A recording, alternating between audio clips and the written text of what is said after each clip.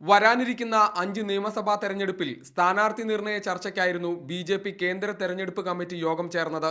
യോഗം ആരംഭിക്കുന്നതിന് മുമ്പ് തന്നെ ഡൽഹി ബി.ജെ.പി. അധ്യക്ഷൻ വിജയ് ഗോയൽ രാജ്യഭീഷണി മുഴക്കി ഇറങ്ങിപ്പോയി.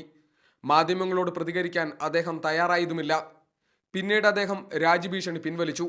മുഖ്യമന്ത്രി സ്ഥാനാർത്ഥി തർക്കത്തെ തുടർന്ന് സമവായത്തിനായി ഹർഷവർദ്ധനെ കൊണ്ടുവരാൻ കേന്ദ്ര നേതൃത്വം ആലോചിക്കുന്നുണ്ട്. എന്നാൽ സിറ്റിംഗ് സീറ്റായ രാജ്നന്ദഗാവിൽ നിന്ന് തന്നെ ഛത്തീസ്ഗഡ് മുഖ്യമന്ത്രി രമൺ സിംഗ് മത്സരിക്കും. ഛത്തീസ്ഗഡിൽ 90 സീറ്റുകളുള്ളതിൽ 67 സീറ്റുകളിലേക്ക് ബി.ജെ.പി. സ്ഥാനാർത്ഥികളെ പ്രഖ്യാപിച്ചു. നിലവിലെ 9 എം.എൽ.എമാർക്ക് സീറ്റ് നൽകിയില്ല.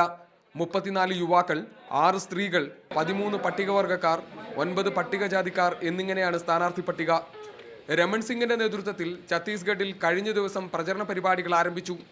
വിജയ് ഗോയൽ പരസ്യമായി രംഗത്തെത്തിയതോടെ ഡൽഹി തെരഞ്ഞെടുപ്പിൽ ബി.ജെ.പിക്ക് അനിശ്ചിതത്വം തുടരുകയാണ്. വിഭാഗീയത രൂക്ഷമായാൽ അത് തെരഞ്ഞെടുപ്പിനെ ദോഷകരമായി ബാധിക്കും. കൂടുതൽ ചർച്ചകൾക്കും വിട്ടുവീഴ്ചകൾക്കും ശേഷമേ ഡൽഹി മുഖ്യമന്ത്രി സ്ഥാനാർത്ഥിയെ ബി.ജെ.പി. പ്രഖ്യാപിക്കൂ. ലിജോ വർഗീസ്, മീഡിയ 1, ഡൽഹി.